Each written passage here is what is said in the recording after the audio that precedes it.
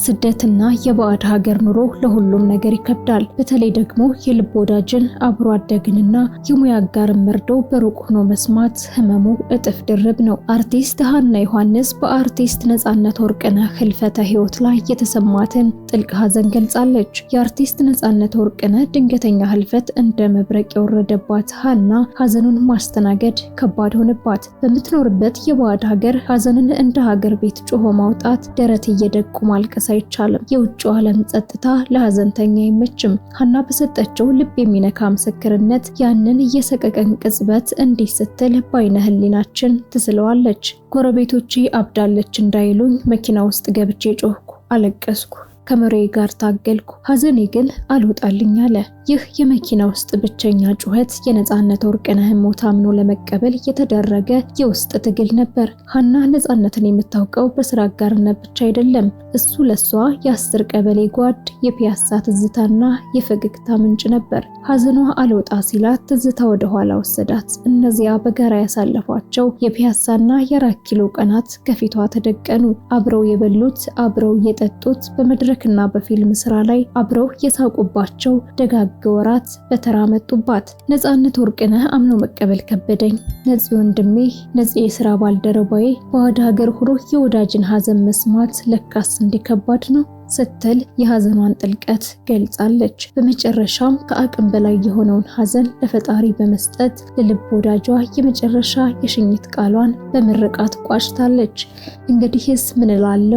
እንግዲህስ ምን እላለሁ ያሳደገህ የምትወደውና የሚወድህ ቅዱስ ኡራኤል በክንፎቹ ይቀበልህ ስትል የአርቲስት ሀና ዮሐንስ እንባ የብዙዎች ዲያስፖራ ኢትዮጵያውያን የጋራ ስሜት ማሳያ ሆኖ አልፏል። የነጻነት ወርቅነህ መልካምነትና ቀልዶቹ ግን በሀናና በአድናቂዎቹ ልብ ውስጥ ለዘላለም ታትመው ይኖራሉ። ነጻነት ገና የሁለተኛ ደረጃ ተማሪ እያለ የህይወት ጥሪውን ለይቶ በማወቅ ለሚወደው የቲያትርና ጥበብ ራሱን የሰጠና በዚህም ለከፍተኛ ደረጃ የደረሰ አርቲስት ነበር። ተዋናይ፣ ኮሜዲያን፣ የቴሌቪዥን ፕሮግራም አዘጋጅና አቅራቢ በኢትዮጵያ የፊልምና የቴሌቪዥን ታሪክ ውስጥ የራሱን ልዩ የሆነ የአቀራረብ ስልትና የትወና ጥበብ በማሳየት የሚታወቅ ባለሙያ ነበር። ገና የሁለተኛ ደረጃ ተማሪ ሆኖ የራሱን ቲያትር በመድረስና ሴት ገጸ ባህሪን ወክሎ በመተወን ጭምር ተሰጥኦውን ያሳየው አርቲስት ነጻነት ወርቅነህ ይህን ችሎታውን በጠዋት የተረዱት የአማርኛ መምህሩ ቲቸር ተሻለ ካበረታቱት በኋላ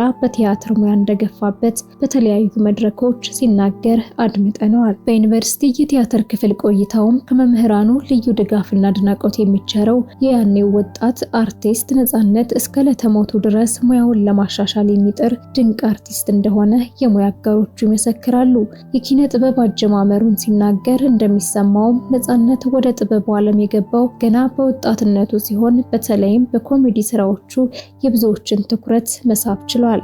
ከሰራቸው ስራዎች መካከል ፍሬሽማን፣ ያንቺው ሌባ፣ FBI፣ ባለቀለም ህልሞች ይጠቀሳሉ። ነጻነት በተለይ የቴሌቪዥን ኢንዱስትሪን ከተቀላቀለ በኋላ ስራዎቹ በኢቢኤስ ቴሌቪዥን ላይ የቤተሰብ ጨዋታ የተሰኘውን እጅግ ተወዳጅ ፕሮግራም ከባልደረቦቹ ጋር በመሆን ሲያዘጋጅና ሲያቀርብ ቆይቷል። ይህ የቤተሰብ ጨዋታ ፕሮግራም በተለይም ከፍተኛ የህዝብ ተቀባይነት ያስገኘለት ሲሆን ከህፃን እስከ አዋቂ የፕሮግራሙ አድናቂ ብቻ ሳይሆን በግንባርና በየቤቱ ተሳታፊ የሆነበት ነው። ነጻነት በጥያቄና መልሶቹ አጋጣሚ ድንገት የሚፈጥራቸው ቀልዶች በእጅጉ ሳቅን የሚያጭሩ ናቸው። ይህ ፕሮግራም በኢትዮጵያውያን ዘንድ ከፍተኛ ተቀባይነት እንዲኖረው የእርሱ ጨዋነት የተሞላበት አቀራረብና ቀልዶም ትልቅ ድርሻ ነበረው። ሌላው ቀርቶ በተለየ የንባብ አቀራረብ የሚሰራቸው ማስታወቂያዎች በሌሎች ያልታዩ ልዩ መታወቂያዎቹ ነበሩ።